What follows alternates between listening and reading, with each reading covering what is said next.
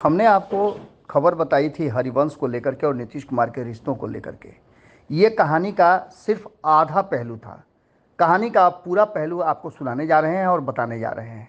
इस कहानी में जो बातें पहले से कही जा रही थी कि हरिवंश का बहुत बेहतर संबंध भारतीय जनता पार्टी के साथ है और नीतीश कुमार के एक खिड़की के रूप में वो भारतीय जनता पार्टी के साथ अभी भी जुड़े हुए हैं। इस बात को लेकर के चर्चाएं तो खूब हो रही थी, लेकिन इस पर भरोसा किसी को नहीं हो रहा था।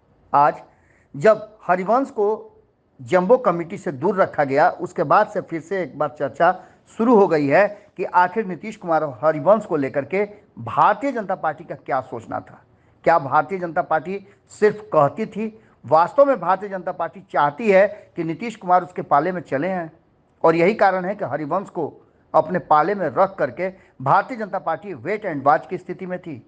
ये सारी बातें तब और ज़्यादा महत्वपूर्ण हो जाती है जब जैसे ही हरिवंश को पार्टी अपने उस कमेटी से बाहर रखती है जो राष्ट्रीय कमेटी के साथ साथ अन्य तरह की कमेटियां बनाई गई है। इन 500 लोगों में हरिवंश वो एक व्यक्ति नहीं बन पाए जिसको उस कमेटी का हिस्सा बनाया जा सके। अब इसको लेकर के भारतीय जनता पार्टी का रिएक्ट करना इस बात की तरफ इशारा कर रहा है कि कुछ तो बात है जिसकी पर्देदारी है। आपको बता दें कि हरिवंश को इस टीम से बाहर रखने के बाद भारतीय जनता पार्टी ने कड़ा रिएक्शन दिया है और भारतीय जनता पार्टी के इस रिएक्शन में सिर्फ नीतीश कुमार ही नहीं, लालू प्रसाद भी कटघरे में खड़े हैं और दोनों की पोल पट्टी खुल गई है। आपको बता दें कि दिल्ली से लेकर के पटना तक बिहार की पूरी राजनीति में ये चर्चा थी हरिवंश को लेकर के कि आखिर हरिवंश के साथ क्या कुछ हो रहा है और हरिवंश को अब तक नीतीश कुमार ने क्यों भारतीय जनता पार्टी के साथ छोड़ दिया है, जबकि उनके कई एक्टिविटी से जदयू और गठबंधन में असर पड़ रहा है। लेकिन इन सब बातों का खुलासा और अधिक हो गया जब भारतीय जनता पार्टी ने हरिवंश को उस कमेटी से बाहर रखने पर अपनी प्रतिक्रिया दी।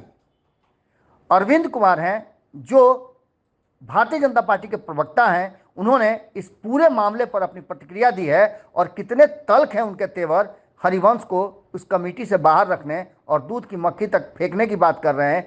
तो इतना ही नहीं, आखिर इसमें रोल राष्ट्रीय जनता दल का क्या है वो सब कुछ आप खुद उनसे सुन लीजिए। जदयू के राष्ट्रीय कार्य समिति में श्री हरिवंश जी का कोई स्थान नहीं मिला।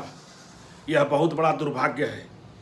एक समाज के व्यक्ति को इस तरह से अपमानित करना राजद और जदयू की परंपरा बन गई है। कभी रघुवंश बाबू को अपमानित करना और अब जो है श्री हरिवंश जी को अपमानित जदयू करना चालू कर दी है। संघत से गुण होत है, संघत से गुंजार। एक ईमानदार निष्ठावान पार्टी के वर्कर को इस तरह से अपमानित करना कि वो देश के सेवा और उपसभापति का जो काम है वो ईमानदारी से कर रहे हैं। यह बहुत बड़ा दुर्भाग्य है कि बिहार में ऐसे ऐसे भी दल हैं जो ईमानदार और निष्ठावान व्यक्तियों को अपमानित करता है और एक विशेष समाज के लोगों को अपमानित करने का काम कर रही है। अगर ये वीडियो पसंद आई और वह बिहार के राजनीति और बिहारियत से सरोकार रखेनी तो सब्सक्राइब बटन दबा के चैनल के सब्सक्राइब कर ली। ओजे एगो घंटी बा, ओकरा बटन दबा देला से कुल सटीक और मारक खबर रुआ मुफ्त में मिल जाई।